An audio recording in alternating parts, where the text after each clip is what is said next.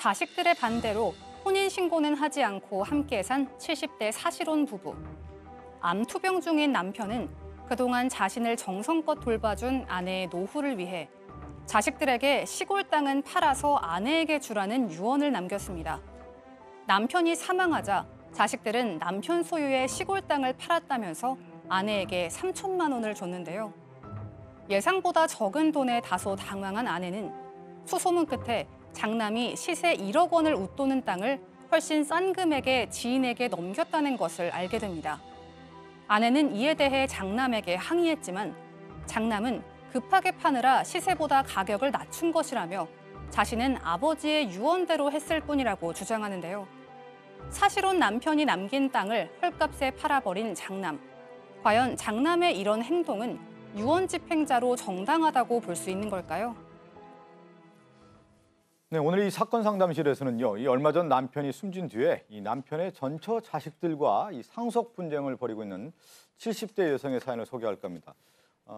각자 이제 첫 번째 배우자와 헤어지고 만난 두 사람인데 처음에 이제 결혼까지 생각을 했었는데 네. 자식들이 반대하면서 혼인신고까지는 못했군요. 네네, 혼인신고까지는 못했고 하지만 사실혼 관계로 수년을 네. 살았습니다. 이 70대 여성분은 젊었을 때 이미 전 남편과 헤어졌다고 합니다. 그 이후로 거의 한평생을 독신으로 살아오셨어요. 그러다가 이제 몇 년 전에 노인복지회관에서 마음이 맞는 이제 이 할아버지를 만나게 됐고 그 할아버지는 또 이 전처와 사별을 했고 두 아들은 이미 다 독립해서 나가 살고 혼자 기거하는 분이었습니다. 이 두 분이 같이 살게 되는데 혼인신고를 시도했던 것 같아요. 그런데 남편의 자녀들이 반대를 했다는 거예요. 혼인신고 못하고 사실혼 관계로 계속 살았습니다. 행복하셨는데 이 같이 산 지 1년쯤 지났을 때 남편분이 암 선고를 받게 됩니다. 그런데 이제 이 두 아들은 도시에 나가 사니까 자주 와서 돌보지 못하고 결국은 이 아내가 오롯이 지금 병수발을 다 들었습니다. 그런데 굉장히 그 생애 의지를 갖게 해주는 좋은 말도 하고 또 건강식으로 집밥을 다 이렇게 챙겨드리고 치료받을 때, 수술받을 때 항상 이 아내분이 곁을 지켰다고 해요.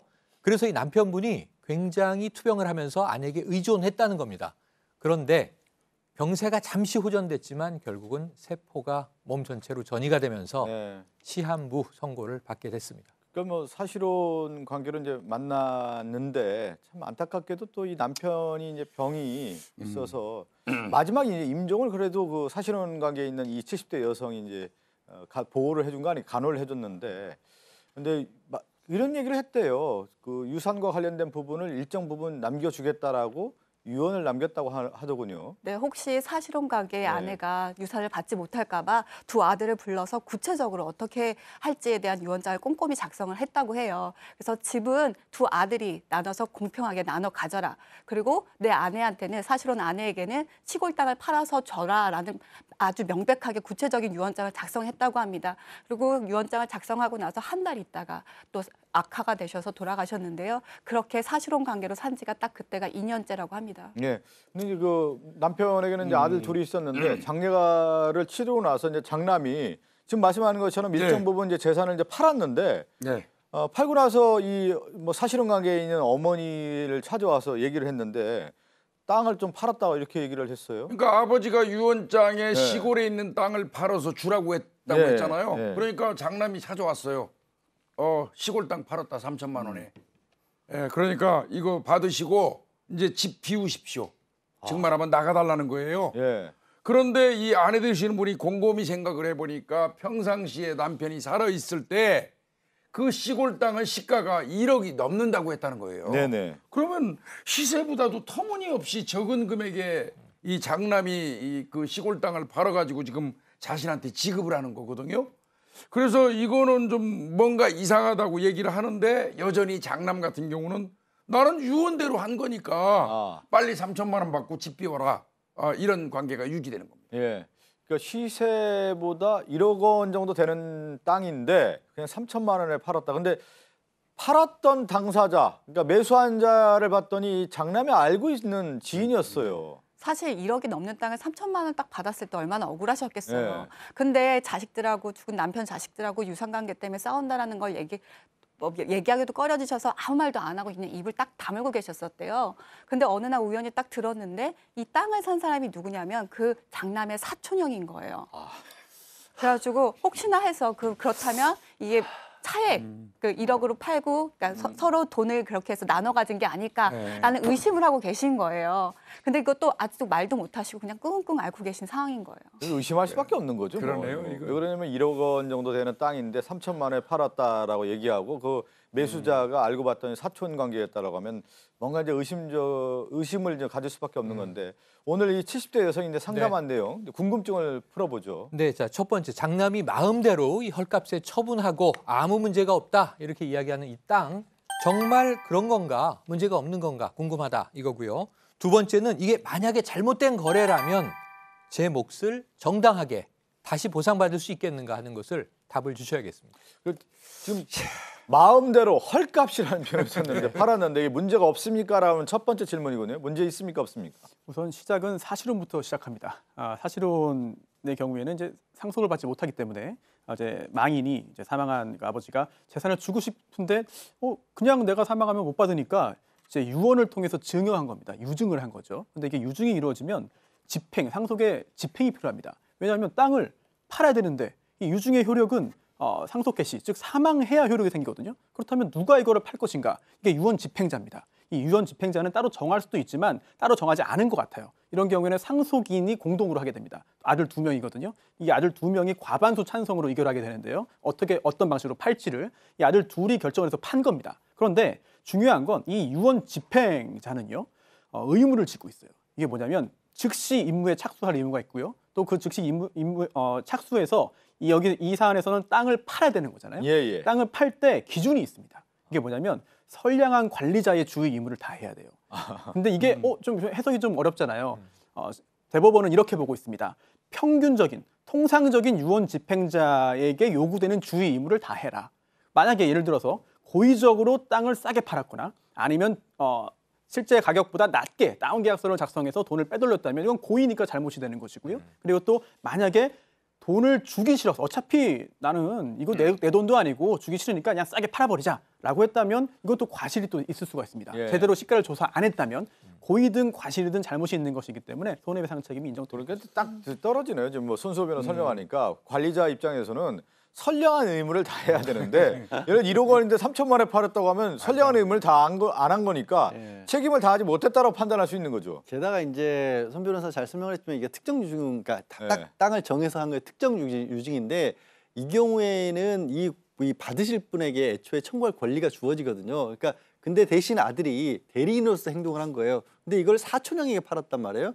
그럼 뭐가 되냐면 사실상 이중 대리처럼 된 거예요. 그러니까 이거 땅을 받아가지고 이게 다른 사람에게 준 것 같지만 이쪽하고도 가깝다 하면 네. 양쪽의 이해가 좀 충돌하는 일을 해버린 거예요. 그래서 원래 맞는 유언 집행자의 역할도 제대로 안 했고 아직은 이제 사연 보내신 분의 어떤 주장이긴 합니다만 이럴 경우에는 사실은 배임에 해당할 가능성도 저는 조심스럽게 있다. 왜냐하면 유언 집행자는 재산 관리인이기 때문에 그러네요. 배임죄의 주체가 될 수 있거든요.